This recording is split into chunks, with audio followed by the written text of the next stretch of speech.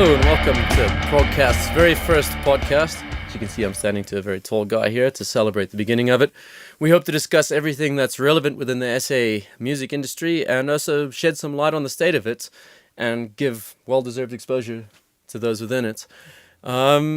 Maybe you'll get a couple of useful survival tips so that you're still standing if you make it to the top. So today in studio we have Austen Lewis, guitarist from Savage Lucy. Thanks for being on our very first podcast. Thank you, Matthew. Welcome. Thank you, guys. Awesome. We hope you enjoy. When I was 16, I decided to pick up a guitar. I had a neighbor that actually now plays in quite a well-known band in Cape Town. And he was pushing me to play bass.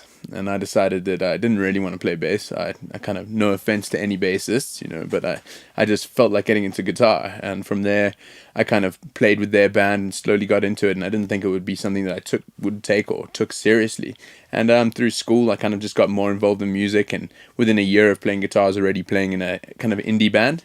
And that started going around the same time as Desmond the Tutus and Cassette were around and they were booming. And we kind of just, in a sense, we were kids. We didn't know how to focus so hard and take things as seriously as we probably should have, and things kind of just fell apart in a sense. And then I came to study at SABC, and I played with the hip-hop band there called the Fine Tunes.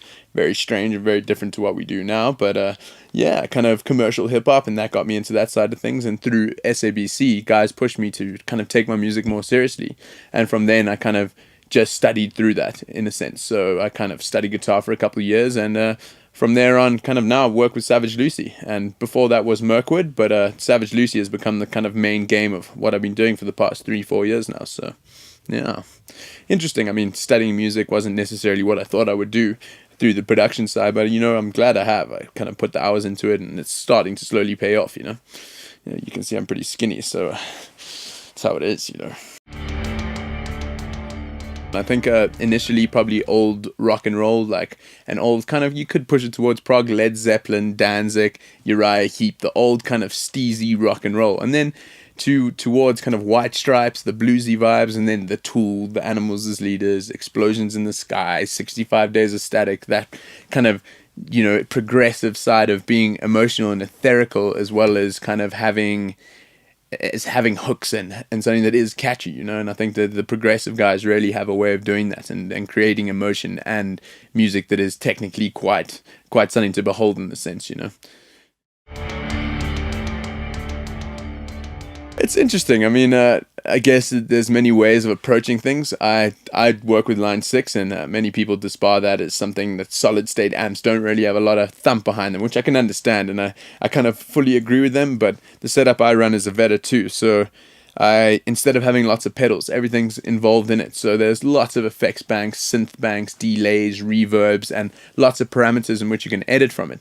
So I run that with an FEB board that controls all of that, and it's 2 channels. So my 2 clean channels EQ'd very differently with post effects on top, but all done within it. So just carry my lug of a Veta 2 around. And then I used to play an Ibanez RG Custom, and I love that guitar to bits and pieces, but I kind of ended up breaking it from being a bit too aggressive at shows. So I've moved on to a PRS, little SE Mikhail Ackerfeld, and that thing cuts through anything I've had to deal with. So yeah, that's kind of the setup I use, and every now and then an RC2 loop, but other than that, pretty much an amp and a guitar. So yeah,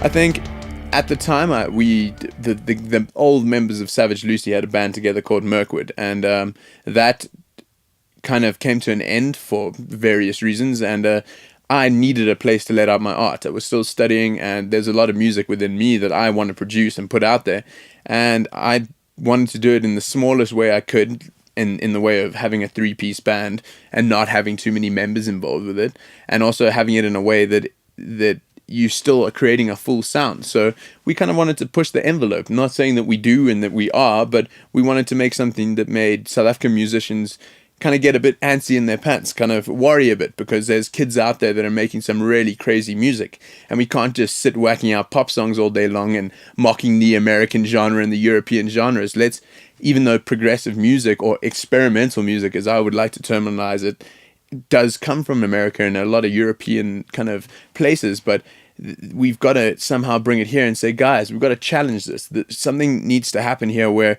the normal, easy playing, easy listening is one side of things that can be accepted and does have a place, but there needs to be the other side where we push boundaries, we make people feel things that they're not necessarily comfortable or very comfortable with feeling, you know? So pushing the envelope, that was the initial idea, to really push it and see what we can push ourselves to play. I mean, I've been playing guitar riffs that I literally could not write in the beginning. I made things that I could not play just so I could work hard enough to do it.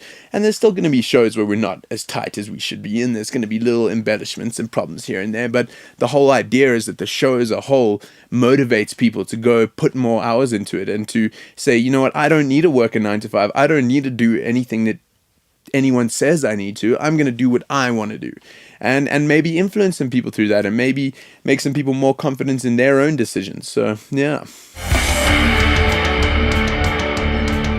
I think there's a couple. I think you start when you think of problems. I think the best place to start is yourself and within, and you don't want to lecture about problems that other people or other things are happening around you that you have no control over. I think the initial problem is making sure that, I think for most musicians, that your ego doesn't overpower your ability.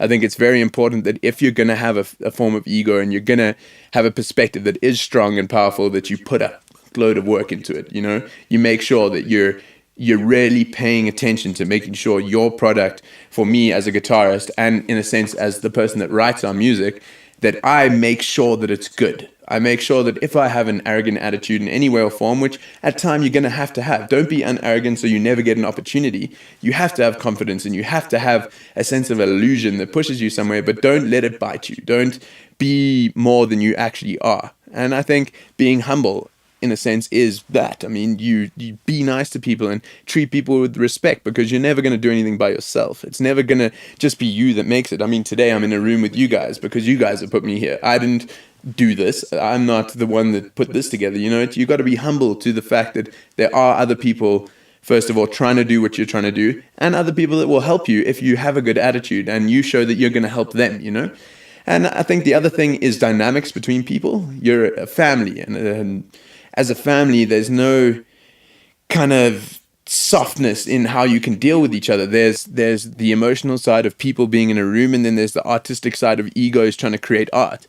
And having a dynamic, and we're just three people, Stephen, Rich, and I, pretty much in a room together. We've got to let go of our friendship and our emotional core and go, okay, we're going to make music. What are we going to make here? And let's make that product the best. And not about feelings and hurting each other's feelings when you're critical. And that can hurt, and especially in the experimental side of things. We're not playing easy, playable music. Emotions get high, vibes get intense. There's a lot of intense emotion behind it in the first place. So I think that's a big thing. And then lastly, making sure that you're open to different opportunities, to make sure that if right now, I'm not going to say who it is, but we're busy with our album working on quite a big pop act in South Africa. And to most people, it would be kind of strange. But the fact is, you know, it's something different. That's almost progressive, because you're aiming something in a different direction than where it kind of in the thought process should go. So be open to do different things and be open to collaborate and use other musicians and artists and let them use you, and don't just try to fight for yourself, because there's a lot of us here. There's the Poverty of Ideals, the New Earths, the Savage Lucy, the Paving the Labyrinth, the Brother Moves On. There's a lot of guys doing this. It's not just us. It's not just because I play guitar well doesn't mean I'm the only guy that does that, you know. And there's lots of drummers and lots of bassists and lots of vocalists, and there's an immense amount of talent. And don't write it off because you have an ego. Right back to the beginning thing, you know. I think before I complain, I must say, for the genre we are and who I am and where I've been throughout my life, to have the opportunities I'm starting to get now, I'm more than grateful. I mean, there's many things that I will link up now and on that subject complain about and go into, but I think as a progressive band, playing Oppie Copy, having shows kind of brought to us every couple of weeks, I'm not necessarily trying to push it that hard. So when things like that come, I can't complain about it, you know. But as a whole, and as the whole progressive or experimental, or however we want to class it, the music, the people that actually want to make music and not songs, there's not a lot of funding for it. There's not a lot out there. I mean, Skyrim, which is one of the big exposure companies in South Africa at the moment, don't have any funding for rock bands. No one's funding. MK's out of the game.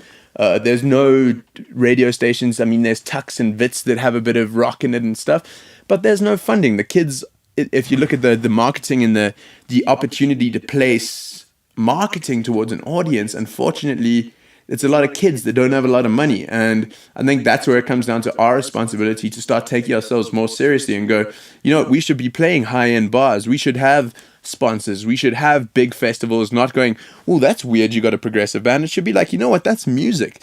Why is it strange? And people do get stranged out by it. It's like egos, as I said earlier, get involved, and then opportunities don't necessarily come because you're kind of standing on someone else's feet, or there's many different things that happen with that. So I think, as I said, I can't complain, but there is rather definitely a big gap in the market, and there's a lot of space and a lot of talent that is getting brushed off in a big scale.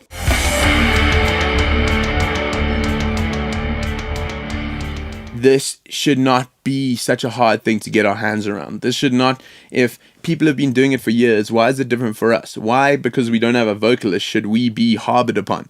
We don't need things to be explained. You can hear it, you can feel the emotion, you can get into it, and people have. I mean, the respect I'm starting to get, luckily as a musician, it's blown my mind. I mean, I never thought I'd be this kid in here getting an interview about this prog band in SA. I mean, to me, it's a mind fuck of notes. But I think, yeah, we've got to just carry on working. Things are changing. People are getting hold of us now in February, March for Oppie Copy, rather than last year where we got put on there like a month before it. And they created a slot at 1 PM where I'm thinking there's going to be 20 people. And the next thing, the whole place is full. And I see your face there. Maddie's going crazy. Like a bunch of the boys that we know that we're all in the same circle. And it was a great experience. And we were able, because we got the opportunity from Gareth Wilson there, to kind of let ourselves out there to a platform where people could accept it and bring us back. And then hopefully now this year we're back again at a better slot. And then we do it again. And you just don't stop. That's another thing that gets hard. You get tired, man. You know, you've been doing this for years, Maddie, and there's a certain amount of energy this shit takes. You got to work, and you got to work. And when you play guitar badly that day, it's like, great, you played it badly. Work, get it better, fix that. And unless you have that attitude, you're not going anywhere, and you can't expect anyone to put you anywhere. So, yeah.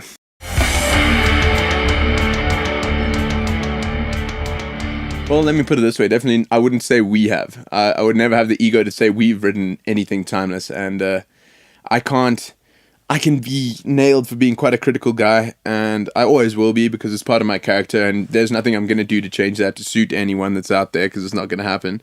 I can't say there is. I mean, one of the best local bands that I've heard that's original is probably a mix between Poverty of Ideals and The Brother Moves On. And they're still tinging off tinges of genres that have been outdone and that will go with the wind, because same as our stuff, that djenty metal stuff, although it's appropriate now, it will age and it will grow to something else. And I think timeless music is something that is very hard to come by. I mean, when was the last time you heard someone release a song like Queen, like Brian May and those boys? Really, I'm a metalhead of note, but I can appreciate the potential in those guys, that they were able to put together such amazing pieces of music.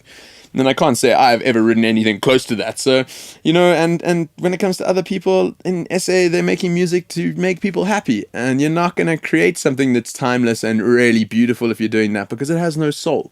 And if we can get some soul into shit, well then maybe we'll succeed at making something a bit more timeless. Maybe Miriam Makeba and people like that had some timeless music. Or Johnny Clegg even. But since him, Johnny Clegg's probably the biggest recording artist in SA still on the touring he's doing. Who's challenging that? And maybe we will. Maybe Poverty of Ideals will. Maybe Paving and those talented boys will. Or The Brother Moves On. Or New Earth. Or whoever it may be. But we've got to try, man. We've got to try. Stick it to them, man.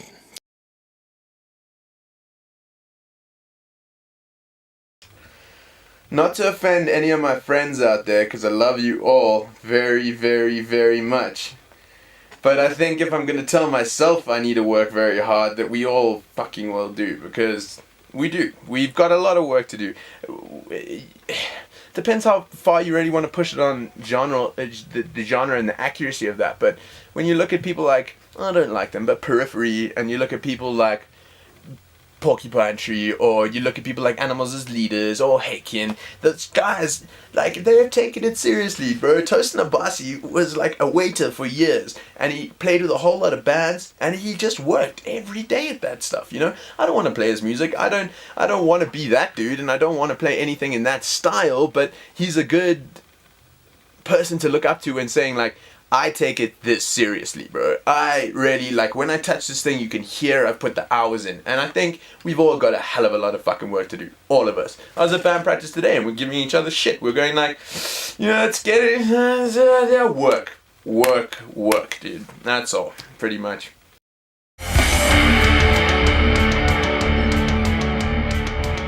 I guess confidence in people around us and support. And I mean, there's a lot of you out there that say go support bands and I never see you at shows, so maybe stop saying that and start going to support bands, because your band isn't the only band out there. I mean, it's like stuff like that's quite integral. I mean, you can spend a lot of time in your room jerking off, but unless anyone's going to hear that, you know, what's the point? And why is anyone going to come to your shows and care about what you do unless you make effort to? I make a hell of a lot of effort to go watch shows and to go watch bands.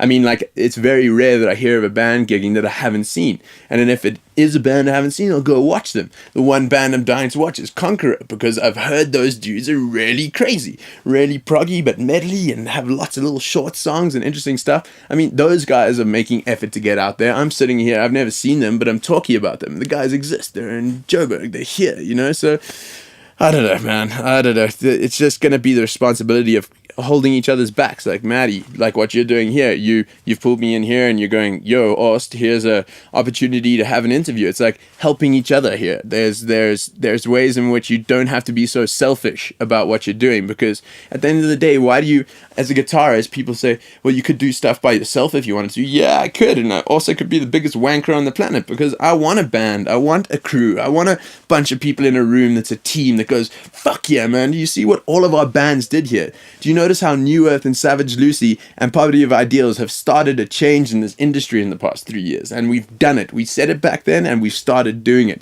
Now, if we can do that, where's the limit? You just carry on, man. We carry on doing what we're doing and it'll be okay. Fuck, we won't be millionaires, but who needs to be, man? I think at the moment we're mainly busy with recording our first album. I mean, we did our EP and that's got us a bit of a headroom and a lot of momentum, but that was 2 years ago, and since then we had an old drummer, Levi, and he's left, and now Stephen Bossman's been with us for just over a year now, and only now have we really gotten back into the swing of being a band. You know, losing members is hard. Richard and I have been jamming together for nearly 5-6 years now.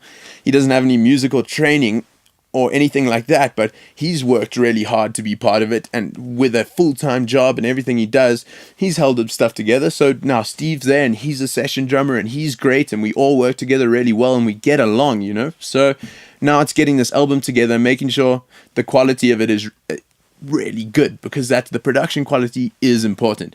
Okay, if you're a band and you're trying to get a demo into a label, it's not going to be the most important thing to spend $1 million around on a demo track to get into people, but there's a certain caliber of quality that we need to put admin in as South African bands to live up to these guys overseas we're trying to live up to. Otherwise, we're wasting our time. You might as well get an office job and just, you know, go do something else, because you need to take it seriously. And so the album this year, we haven't really been focusing on shows up until now, but now we're going to start pushing it a bit now that we've got some new material together.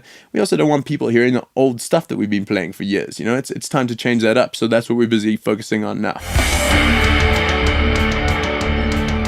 If you are looking for an industry or to play a type of music in which things are going to happen quickly and you're going to make a shitload of money, don't play this fucking music. Don't come and waste our time and be a part of what we're doing either, to be quite frank, because it's not about that. It's about trying to motivate change as a whole rather than trying to boost your own fucking ego, because there's loads of people out there that can shred their tits off and can play things that no one in this country can play. But the fact is, if you don't make it relevant and you don't make it meaningful and you don't have anything that's going to boost anyone else's life rather than your own, rather just please stay in your room and carry on playing guitar, man. That's how I feel.